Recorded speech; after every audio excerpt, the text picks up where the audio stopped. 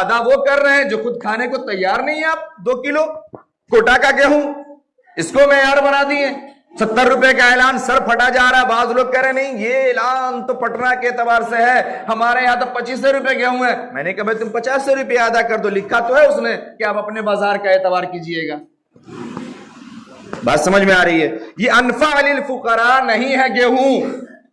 اس لیے اپنے معیار کو بلند کیجئے. اللہ کے راستے میں دینے سے خرچ نہیں ہوتا. ہم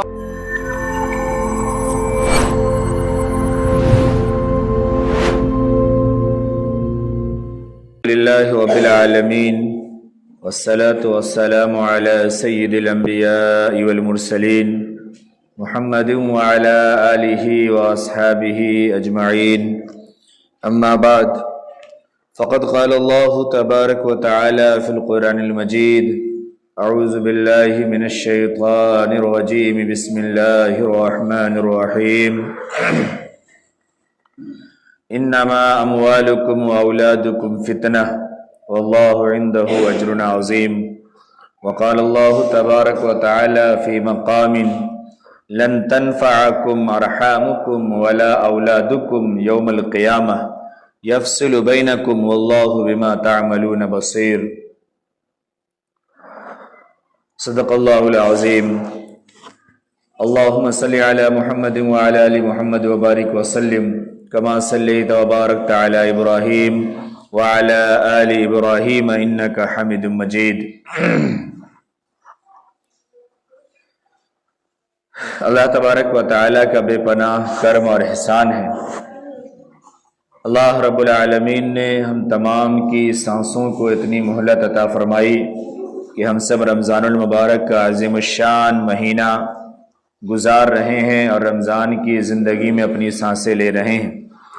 رمضان المبارک کا عظیم الشان مہینہ, عظیم المرتبت مہینہ شروع ہوا اور پہلا عشرہ گزر گیا, دوسرا عشرہ گزر گیا, اب آخری عشرے میں ہم اور آپ سفر کر رہے ہیں اور یہ آخری عشرہ بھی گزر جائے گا.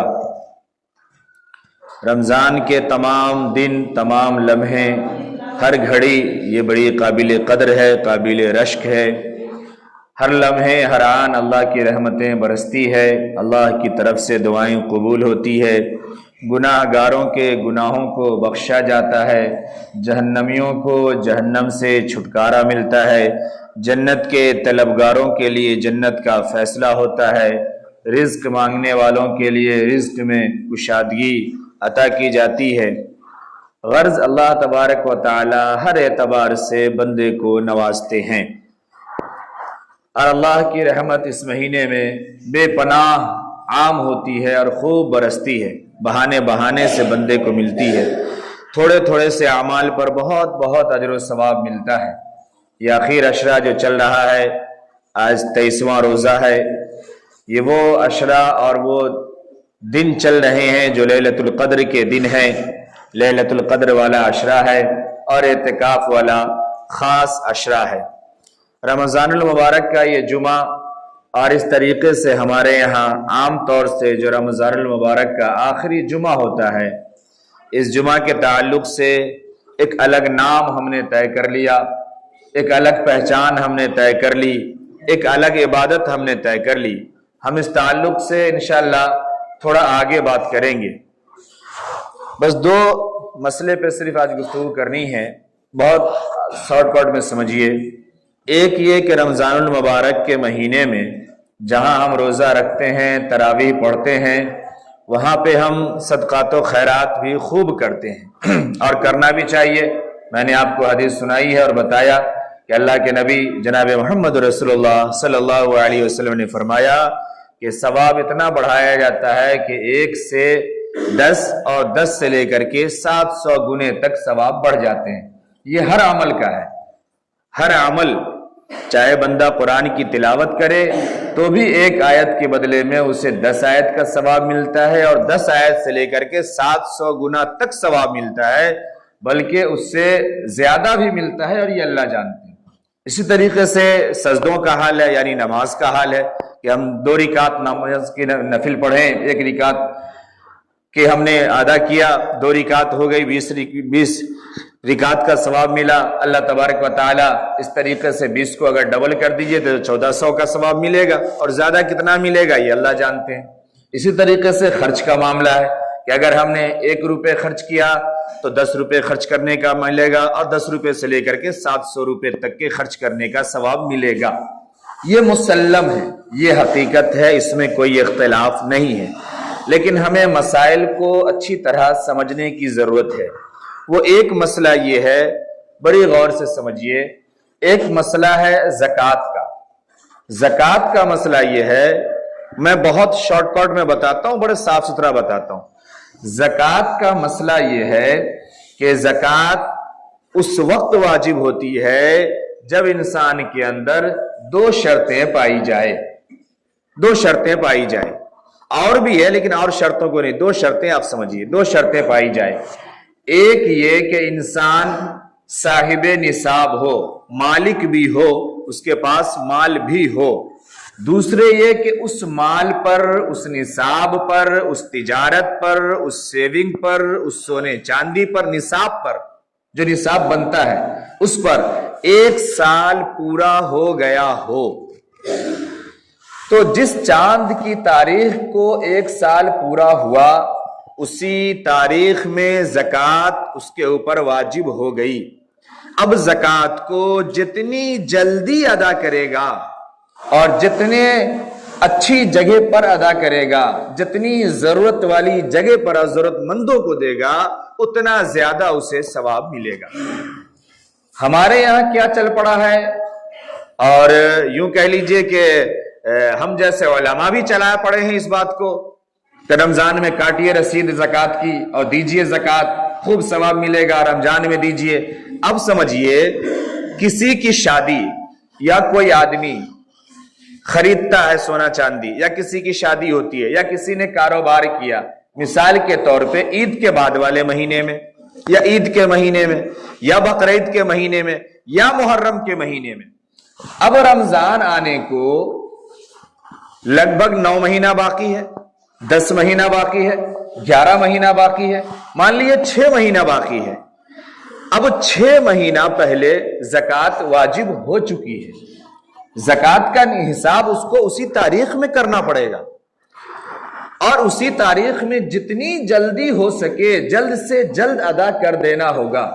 اب 6 مہینہ پہلے کسی کے اوپر زکوٰۃ واجب ہو چکی، 6 مہینے کے بیچ میں نہ جانے کتنے غریب بچیوں کی شادی رکی رہی، کتنے بیمار تڑپ کر کے مر گئے، کتنے غریب کو کپڑوں کی ضرورت رہی، کتنے کو دوا علاج کی ضرورت رہی، کتنے کو ٹھنڈی میں کپڑوں کی ضرورت رہی، کتنے کو برسات میں پانی سے بچنے کے لیے کسی اور چیز کی ترپال کی ضرورت رہی، سر پہ اسے شیڈ اور سائے کی ضرورت رہی۔ ہم تب نہیں خرچہ کیے، اور تب ہم نے ضرورت مندوں کو نہیں دیا، اور ہم روک کر کے رکھے ہوئے ہیں کہ رمضان میں دیں گے۔ حدیث ہم نے سنی ہوئی ہے، مولوی صاحب نے بتایا ہے، 1 کا 10 ملتا ہے، اس لیے رمضان میں دیں گے 6 مہینے کے بعد، اور رمضان میں لائن لگا کر کے دیں گے، تب ہم بابو کہلائیں گے، تب ہم سیٹھ صاحب کہلائیں گے۔ فلانے سیٹھ صاحب کے یہاں صبح 9 بجے سے بھیڑ لگتی ہے، اور 3 بجے سیٹھ صاحب جوہر کی نماز پڑھ کے آتے ہیں، اس کے بعد بانٹنا شروع کرتے ہیں، اور افطار کے وقت تک ان کے یہاں بڑھتا ہے۔ مطلب ایک تماشا بنا دیا ہم نے۔ سمجھ میں آ رہی شاید بات آپ کو؟ آسان لفظوں میں ایک دم سمپل سمجھیے، جس مہینے میں چاند کی تاریخ کا اعتبار ہے، انگریزی تاریخ کا بھی اعتبار نہیں ہے، اس لیے کسی کے یہاں اگر شادی ہوتی ہے، کوئی بچی کو اگر دیتا ہے، یا کسی عورت کو اگر ملا ہے، یا آپ نے اگر خریدا ہے، یا آپ نے اگر تجارت کیا ہے، تو اس چاند کی تاریخ کو نوٹ کر کے رکھیے۔ جہاں آپ اوپننگ سیریمنی کرتے ہیں اور لکھتے ہیں 12 تاریخ کو اور 18 تاریخ کو اور 25 تاریخ کو اوپننگ ہو رہی ہے، پارٹی کرتے ہیں، اسی 25 تاریخ کے بغل میں عربی تاریخ لکھیے کہ چاند کی وہ عربی تاریخ کون سی تھی جس تاریخ کو آپ انگریزی تاریخ کی تشہیر کرتے ہیں، کیجئے، اس سے مطلب نہیں ہے، لیکن چاند کی تاریخ لکھ کر کے رکھیے، اور اسی تاریخ میں حساب کیجئے، اور اس تاریخ میں حساب کرنے کے بعد جتنا جلد ہو سکے اتنا جلد غریبوں پر، ضرورت مندوں پر اس پیسے کو پہنچائیے۔ اللہ رب العالمین، یہ اللہ کے خزانے میں کوئی چیک کیش ہو کر کے نہیں آتا ہے، کہ وہ چیک جو ہے رمضان میں ہی کیش ہو کر کے آئے گا تب بندے کو ملے گا. وہ تمام خزانوں کا مالک ہے. جس دن ہم اس کے بندوں کی ضرورت کو پوری کریں گے, عیال اللہ کی خدمت کریں گے, جو ضرورت کی جگہ ہے اس جگہ پہ ہم جب خرچ کریں گے تبھی اللہ رب العالمین ہمیں پورا کا پورا ثواب عطا فرمائیں گے. اللہ کے خزانے میں کمی نہیں ہے. اس لیے زکوٰۃ کے تعلق سے یہ جو مسکنسپشن ہے ہم اس کو ختم کریں, اس کو سمجھیں. یہ درست نہیں ہے کہ رمضان ہی میں دینا ہے. اور اس کا فائدہ کیا ہوتا ہے؟ کوئی بھی منہ اٹھا کے چلا آتا ہے مانگنے کے لیے. بیٹی کی شادی ہے اور بیٹا کی شادی ہے اور ٹانگ ٹوٹ گیا ہے اور سر پھٹ گیا ہے. اس دن آیا تھا نا تو کہہ رہا تھا ہمارا دماغے کا علاج چل رہا ہے, پاگل ہیں. اور سچ میں پاگل ہے. جو ہٹا کٹا ہو کر کے مانگنے نکل جائے تو پاگل نہیں ہے تو اور کیا ہے. اب بعد میں اس کے گھر سے گاؤں سے پتہ لگوایا تھا میں نے, اس کے جو آپ لوگوں کے جانے کے بعد میں اس کا کاغذ لیا, اس کی تصویر لیا اور میں پتہ لگایا اس کے گاؤں سے. پتہ چلا 4-5 لوگ ہیں یہی کام کرتا ہے یہ, اور گاؤں کو بدنام کر کے رکھے ہوا ہے.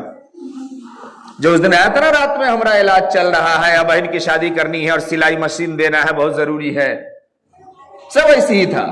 تو یہ سارے لوگ اٹھ کر کے رمضان میں چلے آتے ہیں. کیوں؟ ہم نے بھی ضرورت مند کو ڈھونڈنا چھوڑ دیا اور ضرورت مندوں کو ضرورت کے وقت میں دینا چھوڑ دیا. اس وجہ سے تو زکوٰۃ کا ایک مسئلہ یہ سمجھیں, بہت آسان 2 لفظوں میں صرف سمجھنا ہے. نصاب آپ کے پاس ہے تو اسی تاریخ میں واجب ہو گیا, جتنا جلدی ہو ادا کریں. اگر واجب ہو جانے کے بعد وقت نکل گیا اور جتنا وقت ہوتا رہا تاخیر ہوتی رہی اتنا وقت دیر کرنے کا گناہ ہوتا ہے اور گناہ ہوگا. یہ صاف صاف سمجھیے. ہمارے پاس کوئی کرنتو پرنتو کا مسئلہ نہیں چلتا ہے.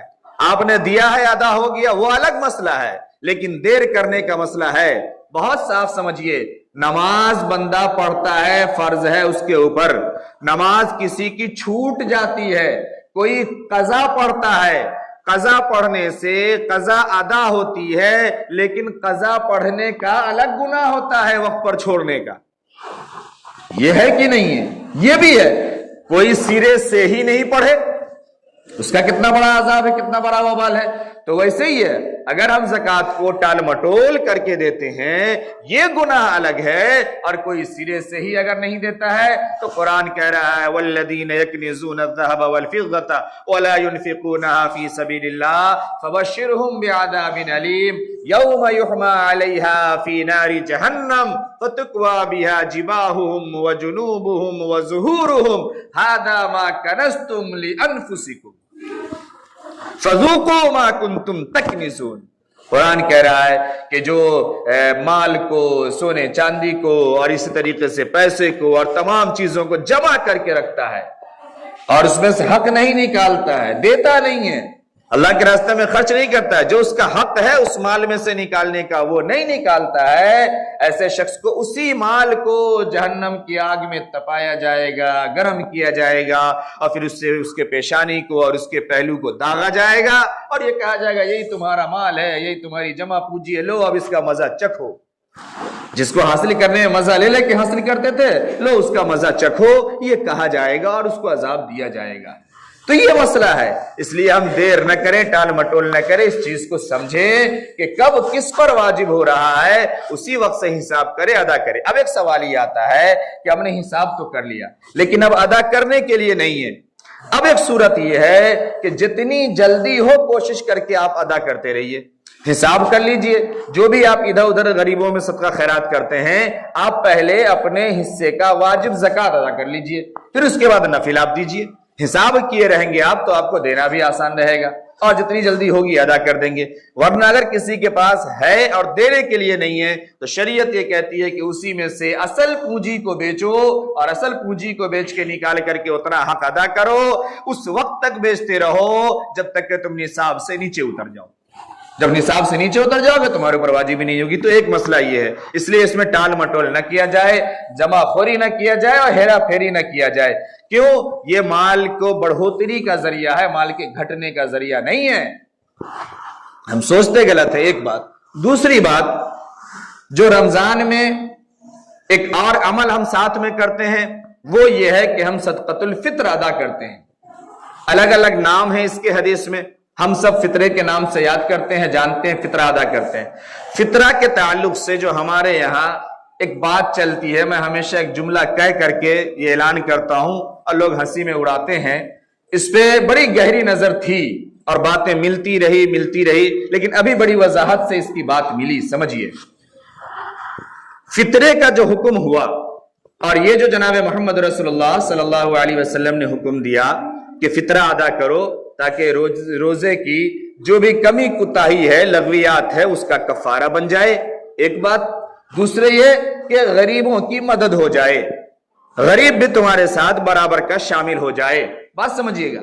اب ہمارے یہاں کیا ہوتا ہے، لوگوں کے پاس کوٹا کا پڑا ہوا گیہوں ہے، وہ 1.25 کلو کے بجائے تول کر کے 2 کلو دے دیا۔ بات سمجھ میں آ رہی ہے؟ صدقے کے تعلق سے اصول ہے انفع للفقراء، وہ چیز، وہ کام جس سے فقراء کا زیادہ سے زیادہ فائدہ ہو۔ سمجھ رہے ہیں اصول کیا ہے؟ انفع للفقراء، جس سے غریبوں کا، یتیموں کا، مسکینوں کا، بے سہاروں کا، بیواؤں کا، کمزوروں کا زیادہ سے زیادہ فائدہ ہو، اس کو سامنے رکھا جائے اور اس طریقے سے ادا کیا جائے۔ اب ایک جملے میں صرف یہاں بات کو سمجھیے، میں بہت کم کرنے کی کوشش کر رہا ہوں۔ گیہوں جو نصف سا کا حکم ہے، بات سمجھ میں آ رہی ہے؟ یہ حکم حجاج میں لاگو ہوا، یعنی مکے میں، مدینے میں جناب محمد رسول اللہ صلی اللہ علیہ وسلم نے لاگو کیا۔ اب بتایا کہ یہ ادا کرو، ایک سا دو، یہ 2 آدمی کی طرف سے، حرن او عبدن، غلام ہو یا آزاد ہو، صغیرن او کبیرن، بڑا ہو یا چھوٹا ہو، 2 کی طرف سے ادا ہوگی 1 سا، یعنی آدھا آدھا۔ باقی چیزیں یہ مکمل 1 سا دینا پڑے گا۔ باقی چیزوں میں جو ہے، کشمش ہے، کھجور ہے، 4 چیزوں کی وضاحت کے ساتھ حدیث میں ذکر ہے۔ اس کے علاوہ کوئی چیز اگر ہے تو اس کی قیمت کا اعتبار کرتے ہوئے اتنی وہ چیز دی جائے گی۔ میں پتہ نہیں اتنی بات کہہ رہا ہوں تاکہ آپ بات آسانی سے سمجھ سکے، اس لیے میں کہہ رہا ہوں، ورنہ اتنا نہیں کہنا تھا۔ اب سمجھیے، عرب کے اندر، عرب کے علاقے میں، خاص طور سے حجاج کے علاقے میں، مکے اور مدینے کے علاقے میں گیہوں کی پیداوار نہیں ہوتی ہے، اور گیہوں کی پیداوار نہیں تھی۔ گیہوں وہاں باہر سے ایکسپورٹ ہوتا تھا، گیہوں وہاں باہر سے منگایا جاتا تھا۔ وہاں کھجور کی قیمت کم تھی، کشمش کی قیمت کم تھی، یہ چیزیں وہاں پائی جاتی تھی، یہ چیزیں سستی ہوتی تھی۔ آ رہی بات سمجھ میں آپ کو؟ گیہوں باہر سے منگایا جاتا تھا وہاں، جب جو چیز باہر سے وہاں ایکسپورٹ کر کے منگائی جاتی تھی وہ چیز وہاں مہنگی پڑتی تھی۔ اس وقت کھجور، جو اور کشمش، ان تینوں سے مہنگی چیز گیہوں تھی۔ پتہ نہیں سمجھ رہے کہ نہیں میں کیا کہہ رہا ہوں؟ ان تمام چیزوں سے مہنگی چیز جو تھی وہ گیہوں، اس لیے گیہوں کو وہاں نصاب بنایا گیا اور گیہوں کو ادا کرنے کے لیے کہا گیا، اور گیہوں کو نصف سا کہا، اور باقی چیزیں وہاں سستی تھی اس لیے باقی چیزوں کو وہاں 1 سا کہا گیا اور باقی چیزیں 1 سا دی گئی۔ ہمارے یہاں گیہوں کی پیداوار ہے، ہمارے یہاں گیہوں سب سے سستی چیز ہے، اور وہاں سب سے مہنگی چیز کو معیار بنایا گیا تھا۔ بات سمجھیے، سب سے مہنگی چیز کو آقا صلی اللہ علیہ وسلم نے معیار بنایا تھا۔ کیوں؟ وہاں کی وہ چیز پیداوار نہیں تھی تو سب سے مہنگی کو معیار بنایا۔ ہمارے یہاں سب سے سستی چیز گیہوں ہے، ہم نے سب سے سستی چیز کو معیار بنایا اور باقی ساری مہنگی چیزیں ہمارے اپنے لیے۔ پتہ نہیں سمجھ میں آ رہی بات کی نہیں کہ میں کیا کہہ رہا ہوں؟ وہاں کے اعتبار سے گیہوں سب سے مہنگے قیمت کی تھی، سب سے مہنگی چیز تھی، اس لیے اس کو معیار بنایا گیا تھا۔ لہٰذا اس میں بہتر یہ ہے کہ جس جگہ جہاں جو چیز مہنگے قیمت کی ہو اس کو اعتبار بنایا جائے اور اس اعتبار سے ادا کیا جائے۔ یہ جو میں جملہ کہا کرتا تھا ہمیشہ کہ غریبوں کے لیے، غریبوں کے لیے، غریبوں والا اعلان اتنا ہوا ہے سب سے کم، یا اس میں بھی میں کہتا ہوں کہ 100 روپے کم سے کم ادا کیجئے، یہ بہت کم ہے، یہ بھی ادا نہیں ہو سکتا۔ کیوں؟ ہمارے یہاں گیہوں پیداوار ہے اور پیداوار کے علاوہ کوٹا میں فری کا ہے، اس لیے ہم یہی کرتے ہیں کہ 1.25 کلو کی جگہ 2 کلو تول کے دے دیتے ہیں اور سمجھتے ہیں کہ ہمارا ادا ہو رہا ہے۔ یہ بیچارہ غریب بھی وہی دے رہا ہے، امیر بھی وہی دے رہا ہے، ڈاکٹر صاحب بھی دے رہے ہیں، کلکٹر صاحب بھی دے رہے ہیں، انجینئر صاحب بھی دے رہے ہیں، ماسٹر صاحب بھی دے رہے ہیں، رکشہ چلانے والا بھی وہی دے رہا ہے، 1.5 لاکھ کی سرکاری تنخواہ اٹھانے والا بھی وہی دے رہا ہے۔ कैसे अदा हो जाएगा सबका सदका फितर, समझ में नहीं आती ये बात, मुझे तो नहीं समझ में आती। मैं हमेशा कहता हूं मेयार अपना देखिए, आपके दस्तरखान पे ड्राई फ्रूट सस्ता है, आपके खानदान पे ब्रांडेड मिठाई सस्ती है, आपके दस्तरखान पे बेहतरीन किस्म के खाने सस्ते हैं, और अदा वो कर रहे हैं जो खुद खाने को तैयार नहीं है। आप 2 किलो कोटा का गेहूं, इसको मेयार बना दिए। 70 रुपए का ऐलान सर फटा जा रहा है। बाज लोग कह रहे नहीं ये ऐलान तो पटना के एतबार से है, हमारे यहाँ तो 25 रुपए गेहूं है। मैंने कहा भाई तुम 50 रुपए अदा कर दो, लिखा तो है उसने कि आप अपने बाजार का एतबार कीजिएगा। बात समझ में आ रही है? ये अनफा लिल फुकरा नहीं है गेहूं, इसलिए अपने मेयार को बुलंद कीजिए। अल्लाह के रास्ते में देने से खर्च नहीं होता। हम